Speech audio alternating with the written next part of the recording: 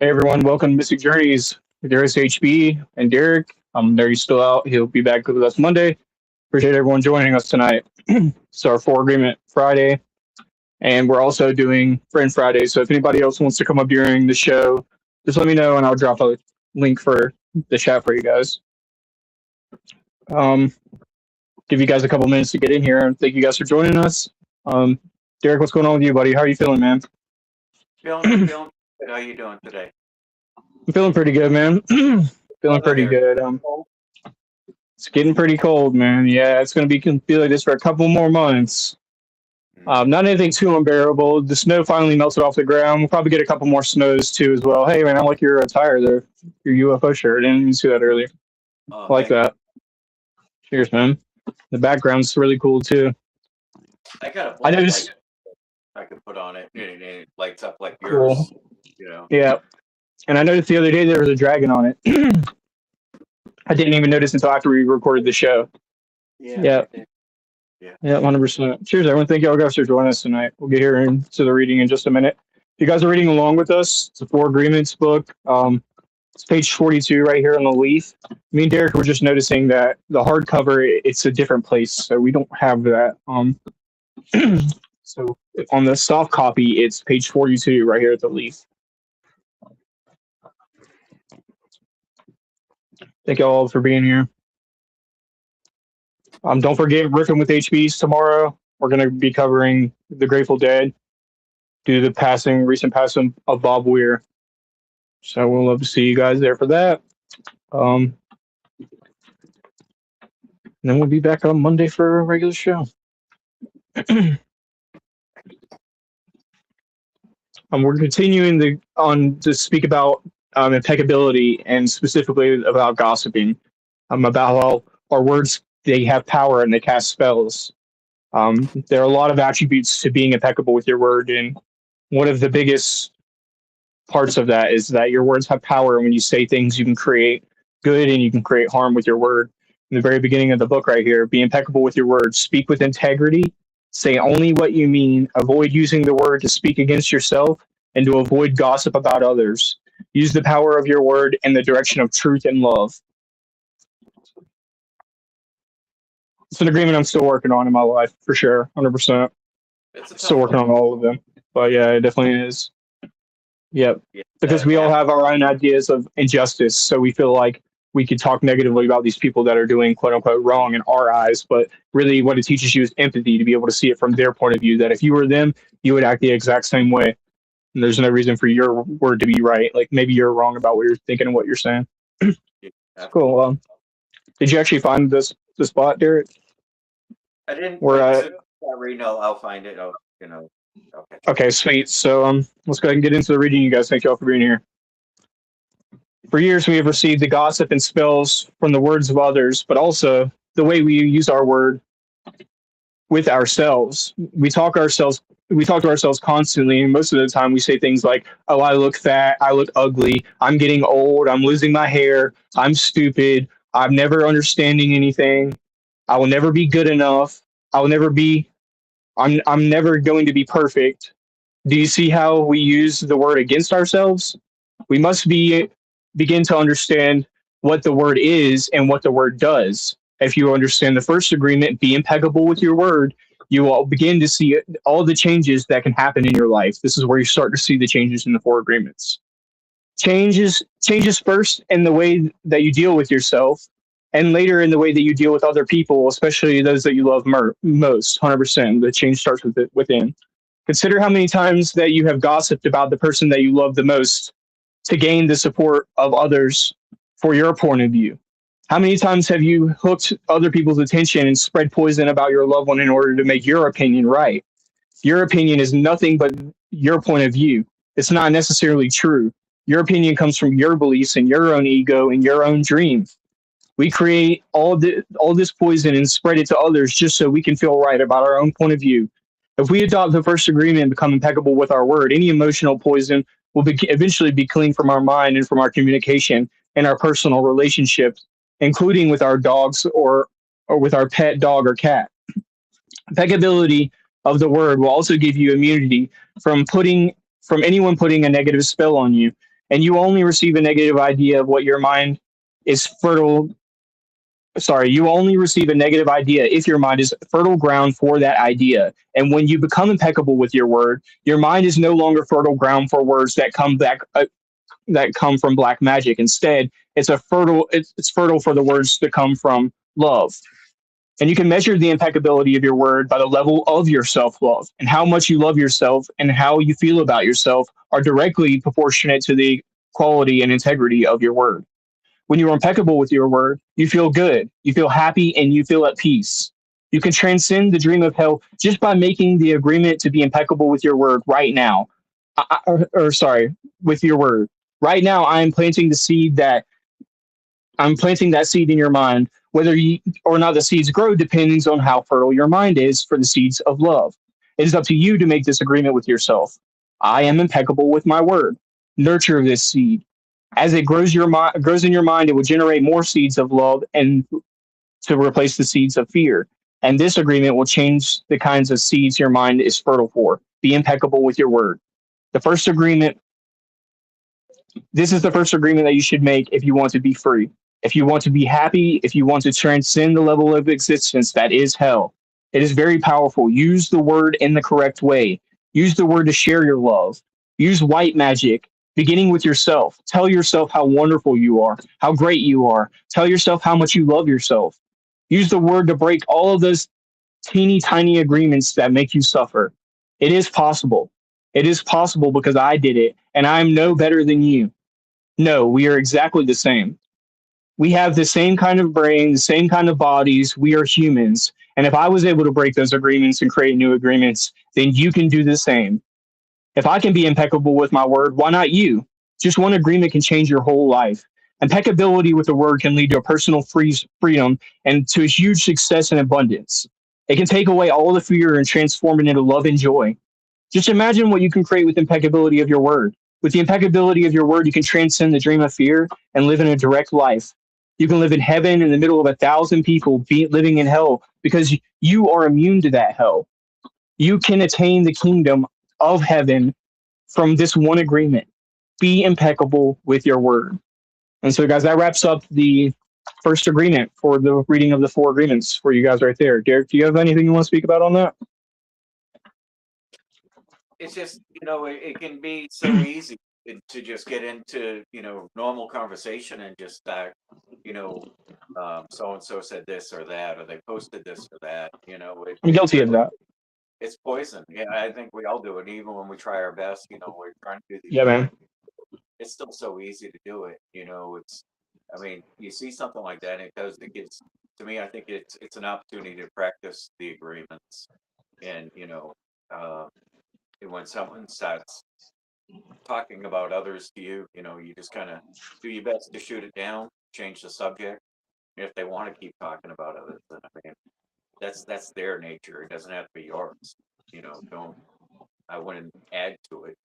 And with gossipers, I feel like if you're telling me something, you're telling me something about someone that they told you about their relationship or whatever, then why can't I tell that person? Hey, I'm sorry to hear you have this or that going on, and then, that's kind of wrong. It's like battling and maybe fueling the fire, but, don't say something to someone that you wouldn't say if that person was there that you're talking about. That's the big thing. So 100%. that's like a big practice right there. If you're not going to say it with them in the room, don't say it with them out of the room, because what they said. And, when things get transferred from one person to another, I tell you something, I think I told you this the other day, like something about I like turtles, and then 10 people later it's like Derek's got a reptile farm and blah blah blah. Things You gave a change, telephone. from one person to the other. So just Definitely. Yes. And I'm just like you. I'm kind of allergic to gossip. So that's kind of my deal. If I'm explaining a situation to somebody, I'll explain to them what happened, but I'll explain to them that I can't go into details without the person being there to defend themselves because it's not fair to them. Because to me, Right. It's a really big red flag. Like if you're getting into a relationship with somebody, you're starting to talk to them, you're starting to date them, and they're talking about their ex in a negative way, as if their ex isn't there to defend themselves. So you saying that they treated you wrong and stuff is just a precipice for them to not be able to defend you. It's not being impeccable with your word because you're gossiping about this person. It's like, I don't know the relationship. I wasn't there. I didn't see it. So you're just trying to build this image of what you are in your head to me. And then people do that in friendships as well, too. It's a big red flag. Yeah. Um,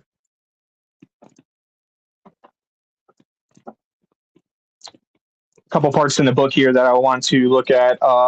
Oh, I'm fat, I'm ugly, I'm getting old, I'm losing my hair, I'm stupid. I talked about this before. I have the tendency to do this to myself. I'll do something that I didn't mean to do, and I'm like, man, I'm so stupid. Gosh, so ignorant. Like, I'll be thinking to myself, like, no, that's not true. Like, I have to quickly try to fix myself, and it's been a long time coming of doing that. So it just goes to show, like, it doesn't get better until you start to become conscious of it, and even then, it's a long road ahead before you finally clear up your mind. And I liked what they mentioned here. Can If we adopt the first agreement and become impeccable with our word, any emotional poison will eventually be cleaned from our mind and from our communication, our personal relationships, including with our pet dog or cat. And that just means that, like, even the basic of emotions and relationships, we can still have it. We can still have impeccability with our word and mean what we say, and not trying to be, like, people do that with their kids and with their pets a lot. Like, oh, I wish you didn't do that. Like, oh, I would have never got you, or God, I'd get rid of you. And people do that, and it's one of the most horrible things you could ever say to being a parent, especially. But stuff that you don't necessarily mean is being unimpeccable with your word. It's just saying things. Also, if you look at it like from, say, your dog's point of view, like I remember one day I just mopped the kitchen floor, and then it wasn't even 10 minutes, and the dog, I think it peed or pooped on the floor or something, one of the dogs, and I just yelled, like, why did you do this to me? And I just busted out laughing, because I mean, all the dogs, burr, burr, burr, burr, burr, they don't understand us, like Yeah, I get it. humans, I was just like, this dog doesn't get it. It just, I mean, it can understand, I suppose an angry tone versus a friendly tone. They're smart enough Definitely. to, carry on with a dog because it use the bathroom in the house is, just as Yes, crazy. sir. You keep reminding your kid they got an F on the report card or something, it just, you just deal with it once, you tell them, hey, bring them grades up, do better, whatever the situation is, do better. Just and then move on. Don't just keep Definitely. nose in it, and that's just negative reinforcement right there. When you were speaking about the story of Home Alone, and it's very much a story of Home Alone, right? Where he wishes that his parents and everybody in his family would just leave, be gone forever. And then he quickly realized that be careful what you wish for, because that wasn't what he wanted. Speaking impeccably, speaking from your feelings will get you hurt and get other people hurt too. Spitting fire, spitting venom with your words, it's black magic because it's speaking off our feelings. Because I might feel like, don't talk to me ever again. I don't want ever you to ever speak to me again. But I might think about it and might logically be like, that was just my feelings getting in the way, Because I have to remind people about this. Like, yeah, we're human beings, but we come from nature. So these tendencies of rage and anger and spite and jealousy and envy and greed, they're all just built in us for evolutionary purposes. But that doesn't mean we have to let them hold us back. We just have to recognize them and learn how to change them, get away from them. Because I mean, that's what he was saying right here in the book. Whether or not the seeds grow depends on how fertile your mind is for the seeds of love. So no matter what anyone says to you, it's not going to. If you're not already, I mean, if you're here, you're practicing agreements, you know about it. But if you're not going to be here. You're not going to show up, and you're not going to want to listen to this. So, this is just rehashing the same old thing, like retelling 2+2=4 in our heads, so we can get better and better. We can move on to math or multiplication and division, and we can like step up to algebra and calculus. So this is what we're doing here. But the people who don't want to hear it, they're not going to want to hear it. Nerdy talked about this in his intro story about how the 4 agreements he discovered years prior until he had to find a right time in his life where Pops reintroduced it to him for him to be open to it. So it's also important to not be shoving these agreements down your friends' throats. Mention them and live your life by them and say, no, I only live my life impeccably and I don't take things personally and all this, but don't try to get them to be that way. Don't be the judge. That's actually what I have in the companion book right here. It speaks about this whole concept is about being a victim to a victor of your mind, being a victim of your mind, to being a judge of your mind, being, I control this, I say what goes on and I say what happens, but it's a balance of those things. Let me pull this up right here for you, actually. One thing though, like I'll say, repetition is the best teacher. It's like practice. Definitely. So if You had to fail 1,000 times to get it right. Mhm. Yeah. Yep, 100%. Right here it says, complete the following sentences. I cannot live life without the judge because, and I cannot live life without the victim because, and I cannot rule my life away because I want, oh, oh, I cannot rule my life the way I really want to because, and I cannot live my life by the four agreements because, and these are the conflictions that we have in our mind. You can't live without the judge because you need the judge to keep you in line. I talk about this a lot. The judge is your parent. The parent, when you grow up and you become an adult, it's the parent that sticks around in our head, the voice that tells us what to do right and wrong, and we ignore that voice so often. And it's hard to create that voice and build it and make it stronger because we're so often ignoring it, telling it to shut up and go away. And no, I don't need to chase my dreams. No, I don't need to be happy. No, I don't need to be impeccable. It doesn't matter if I take things personally. It's okay. And that's what we keep doing to ourselves. But on the flip side of the coin, you can't live life without the victim because the victim is the child in you. The victim keeps you pure. It keeps your heart hopeful and keeps the love growing and keeps it building and keeps it everlasting. And that's what the victim and the judge do, is the yin and yang, the balance of it all. We talk about this a lot in Taoism, the concept of the circle of life in Indian culture. This is all around the world, the balance of good and evil. It's even in the Bible, the story of the angels and God and the devil and Satan. So it's just a balance of everything. Um, Gossip, it sucks because I feel like we all do it because I don't like, fill in the blank because they do this, and I don't have it could be a political figure, it could be some Hollywood actor. We have this bias that we don't like them for whatever reason. But it's important to remember what Pops has talked about a lot in his show, that we're a mirror and we're reflecting that. So if we're not liking something about someone or something, it's an opportunity for us to learn about ourselves. Why don't we like that? And I thought about this, and I'm not a psychologist, but just in my quick analyzation of it the other day when I was thinking about it, there's two reasons why we take, you know, gossip and we gossip about people. It's because we think that we're right, or we're trying to protect people from doing it. That's why we're saying, hey, this person is blah blah blah blah blah, because we feel like we're trying to protect people. But you shouldn't be a judge to other people. You could be a judge to yourself all you want. I mean, it's not healthy, but be a judge to yourself, and that's what the book is talking about: being impeccable, cleaning up your mind first, cleaning up your home first, and then your outside world will reflect. I talk about this in the Zen garden, the idea of the Buddhist Zen garden. They have Zen gardens because if your Zen garden is dirty and you're making excuses about why you can't clean your Zen garden, you have all this stuff going on. It just means your mental state's a clutter, so it's relating in your physical state. You can see this so much in people's environments whenever they have a nasty environment around them, while their mental state is so cluttered because their environment is disgusting around them. Their literal home is disgusting. Their mental garden starts to reflect that. And this is what you can start to see them. You're holding up a mirror to your mind. And the same reason why you hate people for a certain reason, you're holding that mirror up. And it's up to you to decide what you're seeing in there that you don't like. And is it based on real beliefs, or is it just based on things that you have in your head? Oh, I'm going bald. I must be dumb. I must be stupid. I'm ugly. I'm fat. Why do you really think that? And it starts to be a question of the ego, really, right? Who are you really? Yeah, the ego can be a guardian. Like, people talk about you taking up mushrooms, and you'll have ego death. And there is a change. There certainly is a change. Hundred percent. It's a deep, more than an ego death. It's more of a deep reflection. You start looking at things different, like you're talking about. You look at it, you examine another point of view, where before Perception. it was just like this, and now your mind's like this, and it's open to these all new ideas and Perfect concepts analogy. there before. And it kind of, for me, it made me think more before I spoke. Like 100%.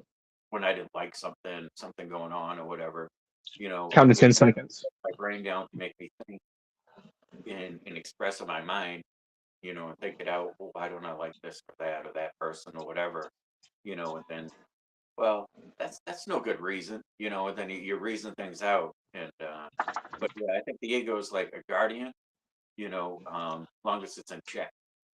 But if you got a huge ego and everything's about you, and you're a braggart and everything, then that's not good ego.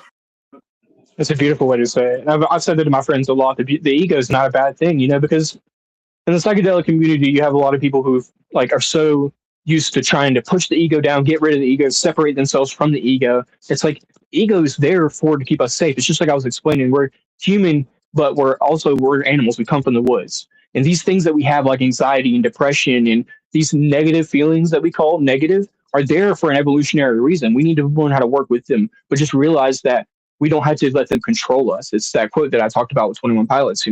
Tie a noose around your mind, loose enough to breathe, fine, then tie it to a tree and tell it you belong to me. This is a noose.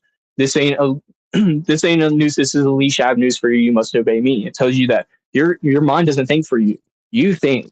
So you might be sad, but you control the feeling of sad that you have and the idea of sad that you have to that feeling. Someone in your family dies, you're going to be sad. You're going to grieve, but that doesn't mean you can't lose it as a learning opportunity. 100%. Grief Um, is pretty natural, I mean, Gossip is natural too. Yeah. Because again, like you said, it's there to keep us safe. It's a defense, because if somebody looks sketchy, if somebody acts weird or dangerous, it's a good thing to say something to somebody because it sends up a red flag in their head, so it keeps them safe. Again, it's evolutionary. But you have to learn whenever your mind is just being paranoid, that you're just creating these things out of the idea of the society that we have, or the environment you grew up in, or the race or sex that you are. These all create our variations of how we view people as, either dangerous or friends, right? Um, it's hard because we all feel like we're right. I feel like I'm right, so I don't like what you did, Derek. And you did this thing that I feel is unjust. So again, I want to be able to go out to people and let them know my side of the view, just like you're reading about in the book, just like you were talking about relationships. I want to be able to scream, "Hey, Derek's bad. You guys need to watch out." How am I any different than you? I'm just a human being, just like you, right? Even if you did murder someone, right? You can still have just as much of a chance to be able to rehabilitate yourself and become a beautiful specimen of a human being, just as much as me. And you're not the one going and being unimpeccable to people and saying anything about me. I'm the one doing it to you. So therefore, that makes me worse than you. Arguably. I suppose I think there's some things you can't come back from. Like I have do. some that I can't. That's one of them. Well, I mean, where the Bible says we're supposed to forgive, but that would be a tough one. I know it's difficult. But Forgiving is one thing, but putting somebody in the same stage as somebody who never did anything wrong is wrong. Like to give people the same amount of trust that you would give somebody who never did anything wrong, that's dumb. Same amount of forgiveness, sure. It's hard. It's something I struggle with, Derek, and I think it all has to do with impeccability, right? Because it's what we say, so we should be doing it. Forgiveness is the key, right? Love is the answer. So if somebody murdered your mom, should love be the answer? And we've seen this before. I'm sure you've seen this in court cases where somebody murdered a loved one of theirs and they chose forgiveness. And it's really hard to do. And I admire those people. I look at those people like, wow, I dreamed to be that one day. Ever since I was a kid, I would see those stories of those instances and be like, wow, I dreamed to be like that. But I think it's a very difficult thing to try to achieve. How could you? I mean, that's what people in their unright minds say. How could you forgive someone like that? But knowing that love and peace is the answer, it helps. if they have a lot of faith and they're a follower of Jesus, then I think that makes it a lot easier because you know Having hope. well, it's you look at sin differently. Like say, someone gossips or someone, murders someone. I mean, the sins are equal, like according to the Bible. So it would be, you're just as guilty, like you said, of you Definitely. having sin versus, you're just a sinner pointing a finger at another sinner. So That's all I'm saying, man. so when we're told to forgive, then that means, all sin, you know, and that's one. That is a tough one. But The biggest thing that helps me, especially whenever I have a psychedelic experience and I'm thinking about these kind of ideas about how like conflict happens with me, because anger is one of my big demons that I have. So whenever I have a psychedelic experience, I'm constantly going there trying to, shave down the sharp edges is the way I kind of refer to it as. And the biggest thing that helps me achieve empathy is realizing that we're all started off as a baby, right? And that baby is conditioned just like a plant is by its environment, so much by its environment. Sure, there's a lot of genetical factors that go into the way a plant grows, but that could be so like all it takes is that baby to have a freaking 3 year drought, and then now it gets water and it'll never be the same as the other plants. And that could be happening to someone that we don't agree with or we don't like. And it's, you just said it, they're unexcusables, and I agree that with that too. There are things that are unexcusable for me that I could, like, if my friend did, I would never be able to excuse it. I probably wouldn't be their friend ever again. But that being said, there are so many things that are forgivable that I feel like other people wouldn't forgive. Like, cheating isn't a real big thing for me. Like, just because you cheat on your girlfriend doesn't mean anything to me, because it's separate from our friendship and the way I think about a human being. Like, you didn't murder anyone, you didn't kill anyone, you didn't hurt anyone. As long as those are out of the equation, then there's a room for me to have forgiveness. What if your friend cheats on your girlfriend? What if your friend cheats on your girlfriend? This is what I was saying to you.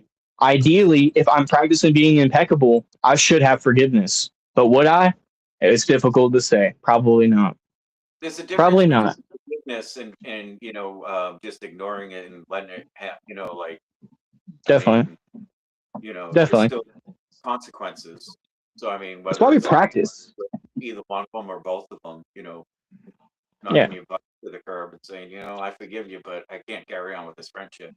And same with her, like, you screwed my best friend. I can't carry on with this relationship. It's just going to definitely. So it'd be best for both of us. But I forgive you. I mean,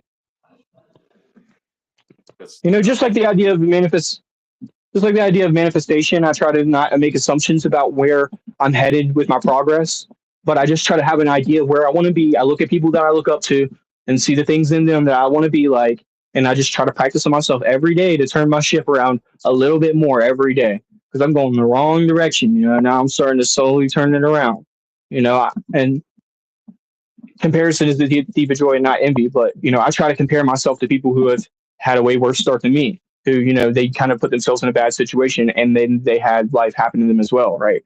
They could have been hooked on drugs, or been robbing somebody, or got put in jail. I never had a situation like that in my life, so I have even more of an excuse to be able to turn my ship around. It's a benefit to me to look at it that way. And just to remember that everybody who did do bad and who does do bad, they were a kid at one time. And the chances are, if I was in their shoes, living their life as them, I wouldn't be able to do any better. I'd be the same exact way, handling their problems the same way, dealing with the same issues, the same way they were dealing with them, with the same people on the opposite side, which are me. That's why I like to think, like, Derek, I'm just you, you're me, in a different, like, perspective, right? In a different life, a different reality. I'm just you looking at me having this conversation. You're me having this conversation. And I'm having your ideas, saying your words and your thoughts. And that goes for every human being. I think it's the big things psychedelics have taught me, for sure, over the years. The empathy with the oneness with everyone. That whenever you have a problem with someone, you're just really having a problem with yourself. There's something in that person that you don't like, and it's just a reflection of who you are. And it's difficult for people to understand and figure out, honestly, even me. It's funny you said, you're steering your ship, and it just made me think. Yeah, talk about it. You've heard the story of Noah's Ark. Well, he built that ship, and he didn't have a steering wheel. There was no way to steer it. He basically built that ship, and God was in control of that. I think that's something that believers fall back on, is having faith, just knowing through God all things are possible. Very much. Through. So this isn't Tuesday night Bible study. So.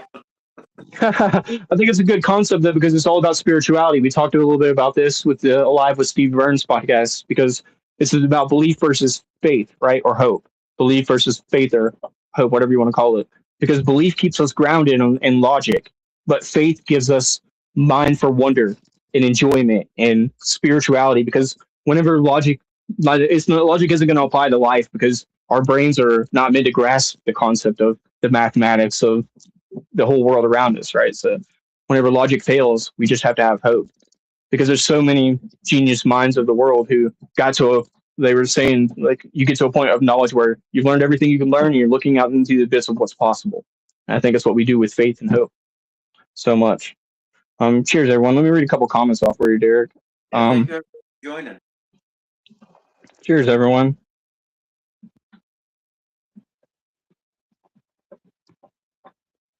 David says here, Magic David says, also related to the talk, is that kids hear everything and take it to heart.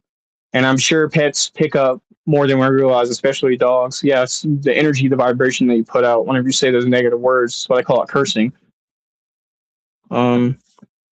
Cheers. Mark, I hope you're doing okay, man. Cheers. We got Sandy in here. We got Oreo, Mike. Cheers, everyone. Four Leaf, Sammy. Pop Shrooms is in the chat. What's up, Pops? Hey, I hope everyone's having a great evening.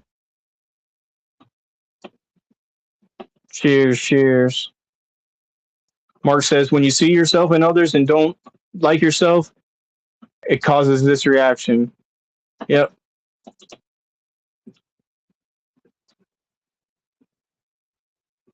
I got this handsome guy is here. That is awesome. Wow. Look at that. That's awesome. Tell people they could get this book on Amazon. Very cool. And what's the name of it again? Growing Mushrooms in 10 Easy Steps. So yeah, you guys go pick up Pop Shrooms, a book on Amazon. It'd be a great way to support them over there. You guys, please go check that out. Awesome. It's really cool. It's a really cool book. It's easy read. It's got some cool little pictures and everything in here. It's not overwhelming. I mean, very cool. It's so easy a caveman can do it. Something. I love it. That's the way it should be. Yeah. This book here is basically the grower's guide to make your own medicine at home. It gives people the freedom to create it and make it their own after that, doesn't it? Yeah. 100%. And then if you start doing grain to grain transfers, I mean, that's the gift that keeps on giving. You know, you could take a little from one jar, put it in the next jar, and just keep it going. Cool. I get it. Nice supply going. And then people can start creating a library after that, an agar library or sport culture library. Cool. Yeah, if you guys have any questions, Nerdy's out. I'm sure you can, if Pops is still hanging around, you guys can drop any questions for him in the chat, mycology questions. That's when Nerdy gets back on Monday.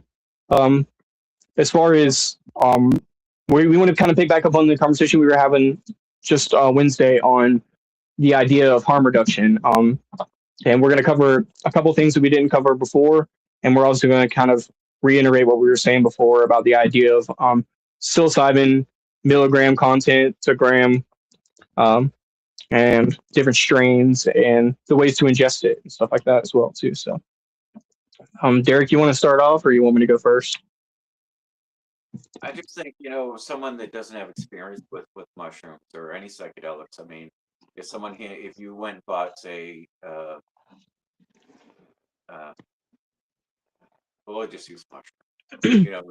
If you bought a little bag of mushrooms, and one mushroom could be much stronger than the next one, and that's the same in the cubs, and that's why, like, I grind them down to the powder, and then there's more consistency. So, like, if I took some this evening, and tomorrow night, if I took some more, I would know by tonight's dose, have a little bit of a better gauge than eating a cap tonight than maybe a stem tomorrow, because that cap could be way more potent than the stem. And that's not necessarily the case. I haven't seen any kind of math like that. I mean, I think it's just random between the stem and the cap. It could be vice versa.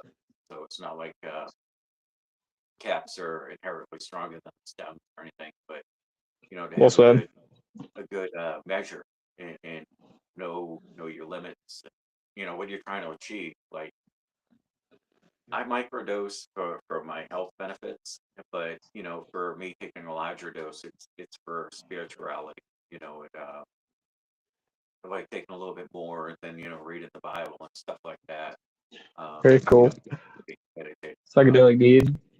So it's really deeply part of my religion, having a little larger dose.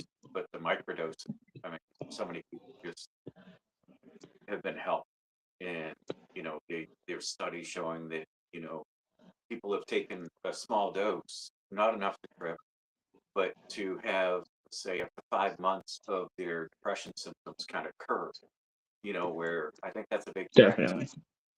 to the big pharma. They don't want people cured because that's a lost custom. And there's no side effects book that comes with these mushrooms. Like take a Prozac and then you get all the papers with it, and it's causes something else, and then you have to have your doctor give you something else. Well, that something else has something else, and it's a big ugly circle. I'm Definitely. not against medicine. I think medicine is great. That surgery to save my life. It's really important, modern medicine. But if there's something we could do at home that would be really beneficial, save people with PTSD, save vets, help people turn their lives around from addiction. I mean, there's so many people that are Definitely. kicking habits because of mushrooms. And like I said, you don't need to be tripping balls. You have to have like a little routine and Yeah. Everyone's different. You should listen to your own body. Yeah. Because sometimes it'd be a combination of both, or it'll be different times, or how often you'll have to do it. It's different for everyone. And it's and not I agree. a party. It's definitely definitely. Offer as a party drug, or you might want to do it as a party drug. But say if you bought an ounce of mushrooms from someone, then you take 5 grams, and you have this huge wild trip. The next day, you're not going to be, jonesing for more mushrooms. You know what I mean? You're going to have that afterglow, that day of reflection. Just have those thoughts. Just have a little different perspective, and then you're like, you might catch 100%. yourself slipping down the road, and falling into bad habits again, or just need to redo it again. Maybe not so strong because now well, that puts you over the moon. The 5 grams. Yeah.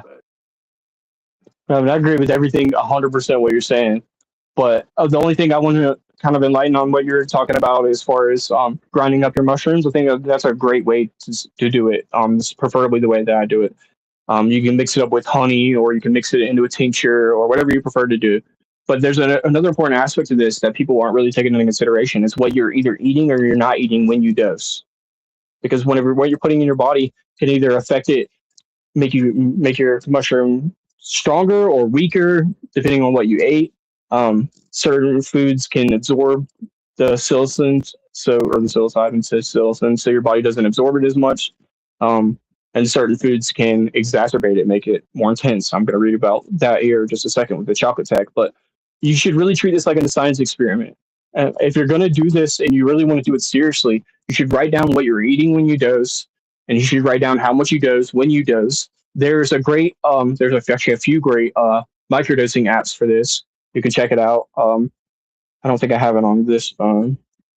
I don't, but I can post them for you in the Discord and also on Instagram for you guys to find them. But there's microdosing apps that you can put whenever you dose, the day you dosed, how you felt when you dosed, what you ate when you dosed, what you stacked it with when you dosed. There's tons of different apps like this that you can do.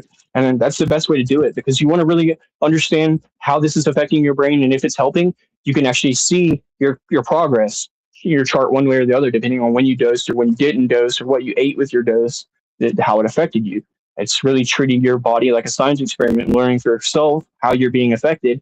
And not only that, you're contributing your information to, there's an option on these apps, but yeah, you're contributing your data to these science experiments to hopefully spread the knowledge of psychedelics and how it really works fundamentally, rather than just people getting high and guessing. It creates it into a science experiment. And also on, I think it's microdose.me. It's Paul Stamets app, but on there you don't even have to be a microdose user. And I think most users aren't even microdosers, so they just use it as a control. It's pretty neat. I do want to mention one more quick thing here about the Choco Tech, because somebody talked about this yesterday. So the chocolate, it does increase your dose, and I will explain why it works here in just a second. So grind up your dose and you mix it in a chocolate. Chocolate can enhance and prolong the effects of psilocybin. This is primarily attributed to compounds such as tyramine and phenyl- phenylalanine. Yeah. So anyway, I'm not a scientist, but these are it's actually shortened to PEA, but which also might slow down the metabolism of psilocybin, allowing it to remain active for long duration. And this interaction may result in more intense and extended psychedelic experience. I've noticed me particularly the way that my body works, that if I take a microdose with 70% dark chocolate, actually have some right here, it has to be 70% dark chocolate or more for it to work. It cannot be just like a Hershey bar because it doesn't have enough actually the chemical in it for it to work. But if I take a microdose with this chocolate, I can take a less of a microdose and still get the same amount of effect from it. It's pretty neat. Not to interrupt you, but No, around what's that? here, Dollar General has a dark chocolate bar. I think it's only $1.25, and it's 70%. Okay. And that thing kicks. Okay. It So there says you guys go. might be $2, but it's Okay. a nice size bar, and it says Cool. it's to help support education too. So I mean that's Definitely. you don't have to spend And $60 on a fancy chocolate bar to get that 70%. I love it. Yeah, it's a cool little hack for you guys. I'm sure you can get a couple different doses of 3 or 4 different sections out of that chocolate. And chocolate's a superfood. The antioxidants, the side of humans, especially in America, are very deficient on antioxidants. The most common ways that people get antioxidants are from coffee and tea, and people don't drink enough of it. So berries and beans and stuff like that can have antioxidants in it, but chocolate is a really super great way, especially dark chocolate is a great way to get antioxidants inside your body to fight off illnesses and just to live a better, have healthier, happy life. Sure, it's a superfood. I'm not a Hershey bar again. It's gotta be real dark chocolate. And honestly, for me, it's kind of rough. So I'll usually make I'll make hot chocolate out of it. I'll mix it up with a spoonful of sugar and then I'll add a marshmallow in it. So, and Nerdy talked about this as well, I believe, or maybe it was you. Saying, yeah, it was you speaking about this, about making hot chocolate with your mushrooms. So as long as you're grinding it up in your big batch and not just grinding them up each individually. So if you get an ounce of mushrooms, grind up your whole ounce. And then each time you take a spoonful of that and add it in your hot chocolate or whatever you put it in, it's a benefit to it. Also, bananas as well. I want to read a little bit about bananas because somebody was speaking about this is like the technical stuff of the bananas. We have a video on our videos channel side on YouTube, and it's called Mastering the Mushroom Sacrament. It's a whole harm reduction video that Nerdy put together. It's really well done if you guys want to know more about it or you want to be able to have this on hand to show people who are new and getting into mushrooms. But the banana tech rather is called the I forget how Nerdy pronounced this word. Chitin. That's how he pronounced it. Chitin but it's spelled Chitin. But chitin is a tough polysaccharide found in fungal cell walls that our bodies struggle to break down. This is why our bodies have a hard time breaking down mushrooms, is because of this chitin. So chitinase can be an enzyme, chitinase is an enzyme primarily known for its role in breaking down chitin. A significant amount of chitinase can be found in many foods such as bananas, chestnuts, kiwi fruit, avocados, papaya, green beans, and tomatoes. So if you eat a banana directly with or after eating some mushrooms, it will aid in digestion and preventing bowel discomfort and help break down the fungal cell walls, making the compounds inside more accessible. So again, combining chocolate and banana really is a great way. If you want to combine the methods that we're talking about, a great way to do it is to chop the bananas up into little coin-sized slices, cover them in dark chocolate, throw them in the freezer. So when they come out, they're like ice cream bites. They're so delicious, and you get banana and chocolate in one. Boom, boom, baby. It's a great way to do it. But yeah, it helps your body be able to break these mushrooms down, and you're getting the full effect of the mushroom, especially if you're grinding it up and eating with the banana. You're going to get the full effect of the psilocin out of the mushroom. 100%. One thing is really popular is the like the Stammet stack, and that has Definitely. niacin. I hear a lot of people say, "Well, I have niacin plus." Now, I'm not sure the difference in the amount of niacin that's in the stack that people are taking or the supplement they're taking, but if you go to your kitchen, you look at your bag of pretzels, one of the ingredients on there is niacin. So, I mean, if you can sit There are down certain ones like that. and pretzels, I think you can handle that niacin. It might be something else going on, but if you're having, say, if you overdo it and you have a bad trip, I think the best thing to do is to find a place to lay down and chill, and maybe put on some music if you like, and just relax and just tell yourself, I took this to have fun, or I took this for healing, Like that and idea. about it, because people that'll freak out, and then they'll go hiking and Make it maybe worse.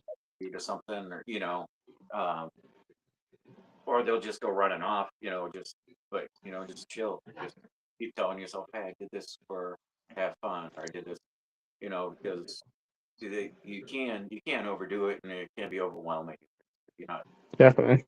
with psychedelics. So, but That's the important part. That's what we're talking about, harm reduction. Because you could and I easily just overdo it. there was a video the other day. Paul Stamets said, nobody's never died from dosing on mushrooms. There's other things that have happened. They've done stupid shit and got themselves hurt or whatever, but the mushroom themselves has never killed them. That was on IG the other day. A video Paul Stamets had made. Cheers, Mark. Have a good night. Take care of yourself, buddy. We'll see you later.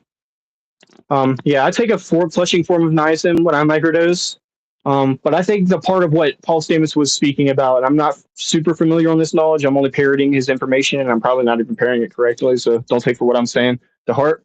But I believe that niacin is part of what prevents people from being able to quote unquote overdose on mushrooms. It was one of the things that he was going to combine with psychedelic mushrooms to make it to where pharmaceutical companies could put it on the shelves, and it would be like a block to prevent them from overdosing on it, because if you took a bunch of it, it would have negative side effects such as making you rashy and itchy and stuff like that if you take too much niacin, the flushing form, right?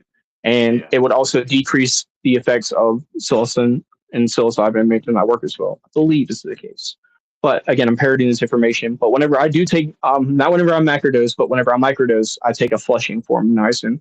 It's like I think it could be like 1,000 milligrams or something. I have to check my bottle, but it's a lot of niacin. And I don't Yeah. always take it. I take so many different supplements, and the way I kind of do it is fluctuate on and off certain ones, and certain ones I take all the time, no matter what. Niacin isn't one of those ones I take all the time. Yeah. Lion's mane with it is lion's mane is great for the brain. So I mean, those two Definitely. together really a powerhouse. If anybody knows, And in that, let us know in the chat. You can correct us definitely. on if how the niacin works with the stack.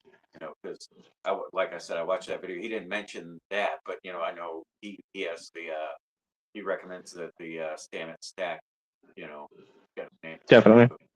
But And in Nerdy's video, Nerdy mentions this, and he also mentions the amount of milligrams to take for that as well, for lion's mane and niacin for the Stamets stack. So if you guys want to look at the specifics, go check out that mushroom mastering the mushroom sacrament video that Nerdy made, and let us know in the chats what you stack with. If you stack with honey, if you stack with niacin, if you stack with chocolate, what you stack with, and how you do it.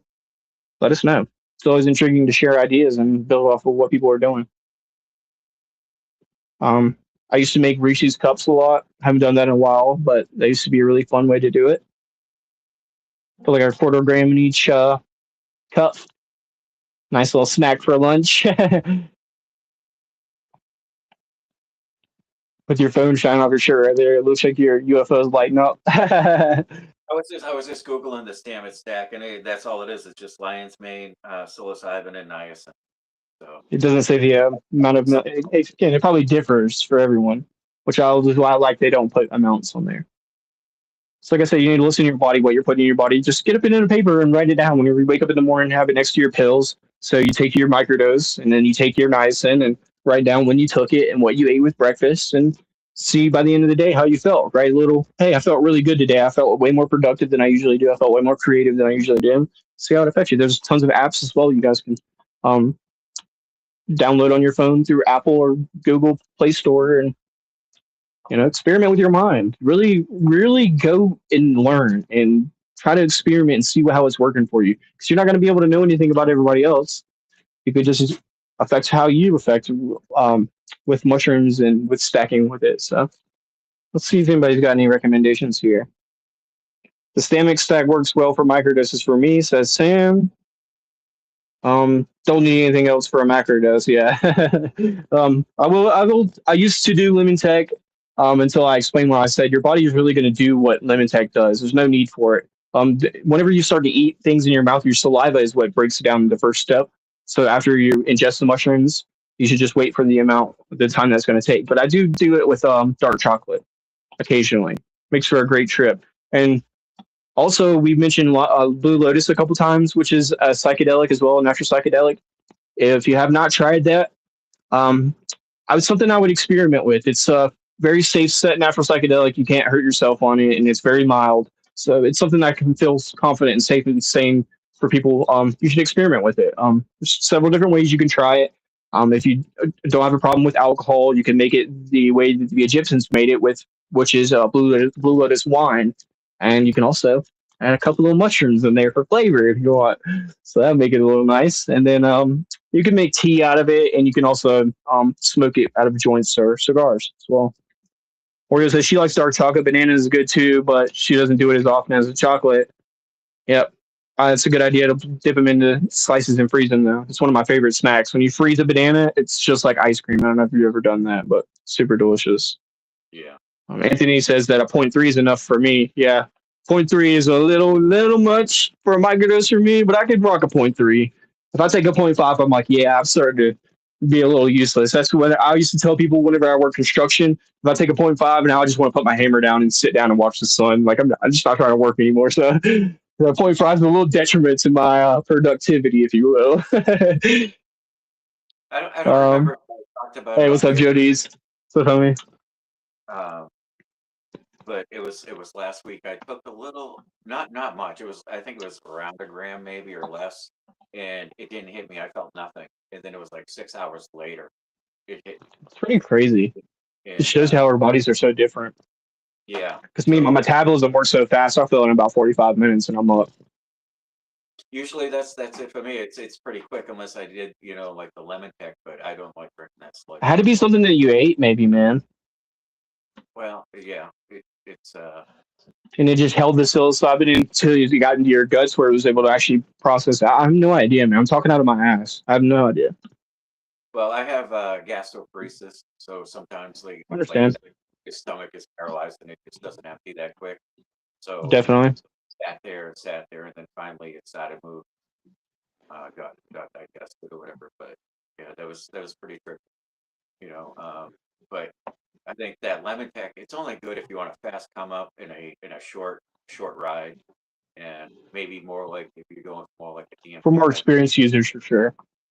Yeah. Experienced users are probably pretty safe to experiment with it. It's a different experience. It is different. It will make your experience different. And the thing that I want to talk about besides the grams is that dosing incrementally is really important. For example, when we dosed the other night for New Year's, I'm not sure if you did that night, but I did. I can't remember. But whenever I took in that night, I took a 0.4 here on the show, and then I left the show and I had a gram of honey and I had probably a half a gram of tincture left in my little tincture bottle. I'm not sure exactly where it is, but yeah.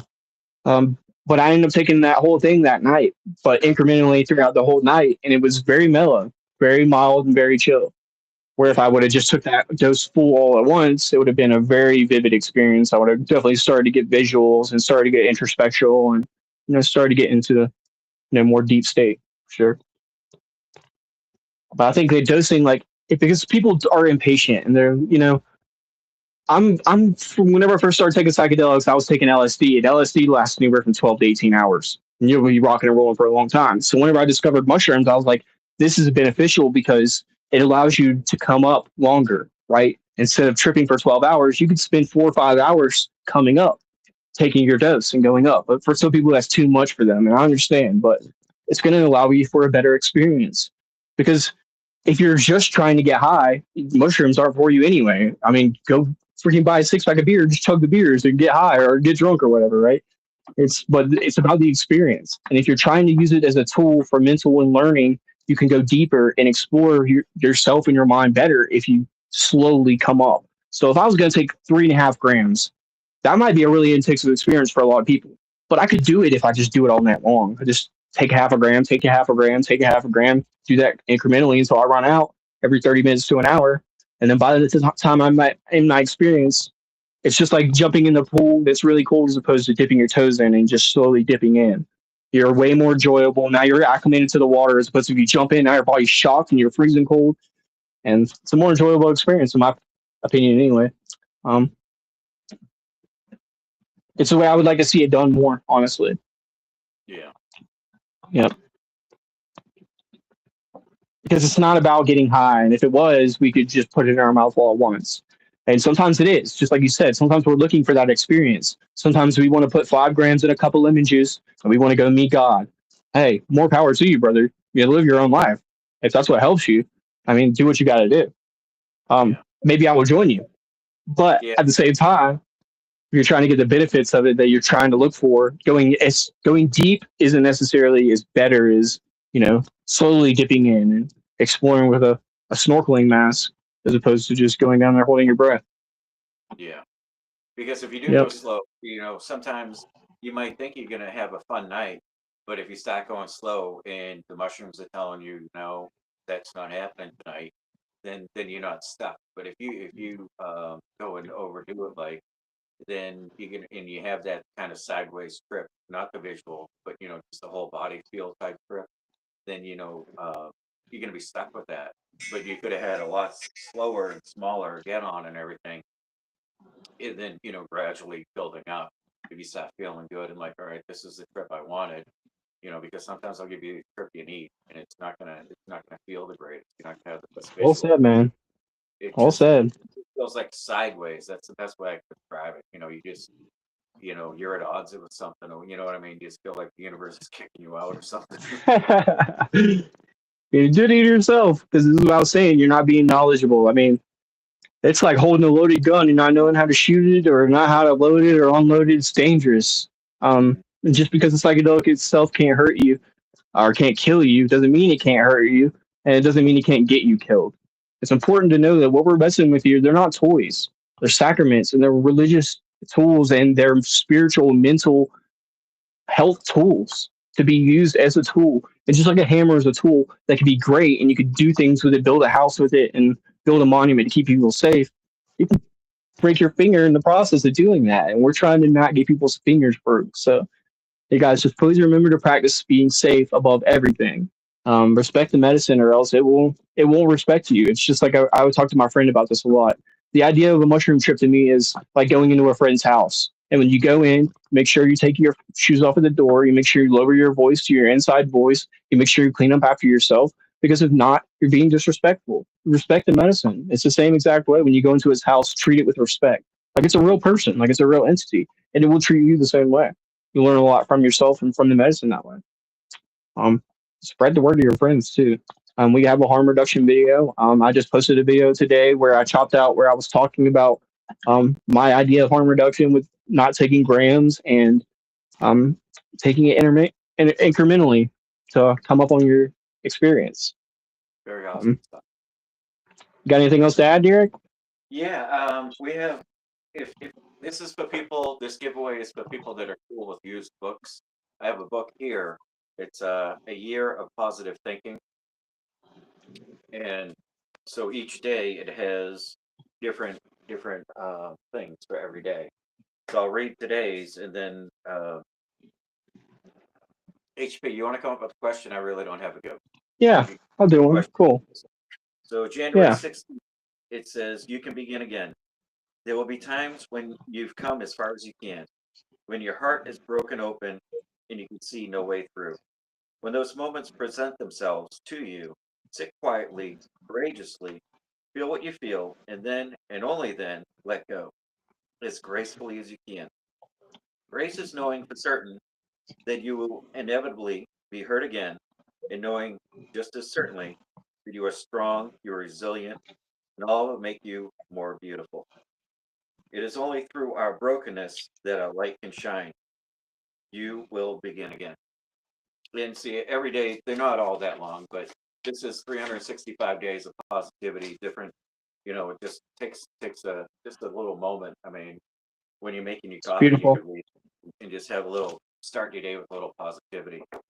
So if whoever wins this, I'll also throw in 2 spore swabs from Z Labs, Okay. random swabs. And if you want to know which ones they are after you get them, I can let you know. I have all. Sweet. So, right. So you guys, our question is going to be what the first person to answer on my screen here. I have it pulled up right here on my phone. Got the chat pulled up. The first person to answer the question is what is the fifth agreement? And it needs to be exact, word for word. What's our fifth agreement?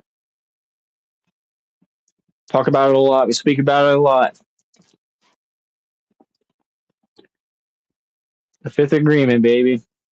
We'll be getting into this soon. We just got through our first part of being impeccable with your word. We'll move on to don't take things personally, and then as soon as we finish with this book, we'll move on to the fifth agreement for you guys. And then we'll change it from 4 agreement Friday to 5 agreement Friday for you. Thank you to everyone. First person to. I'm sorry. Yeah, thank you guys so much. No, you're okay, man. Go ahead. I was going to say thank you to everyone that's here, and also everyone that helps support us. With the $5 on the website, mysticjourneyschurch.org. We really appreciate all your help and everything, and everyone showing up, watching these videos. Definitely. But if there's something you want us to talk about that we haven't covered, email us or message us on IG or we're on everything. We're all over the place. Mysticjourneyschurch.org, Discord, Facebook, X.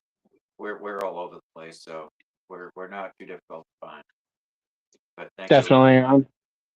The biggest thing for me, I want to say, as far as support's been, I've been getting a lot of personal messages from people that a few people I see in the chat here, and people that stop by after the show saying how much of an impact that we've made to the show. That's the biggest thing for me. That shows that what we're doing is really meaningful to people, that they're actually taking it to heart. But yeah, it's Oreo right here. She got the answer right. It's be skeptical and learn to listen. She got it word for word. Be skeptical and learn to listen. Very awesome. That's from my memory, so it's not sure it's word for word. Yep, it's word for word. That's it. Be skeptical and learn to listen is our fifth agreement. We talked a little bit about this in the Kala Masuda before. To not trust things because they've been passed down to us through religion or through our ancestors' words, or and this is what we were talking about the other day with the ancestral way. It's not to denote what people are saying, but it's not to not question it either. We should accept what people are saying and learn for ourselves. Be skeptical and learn. I think that's really cool. So yeah, sweet.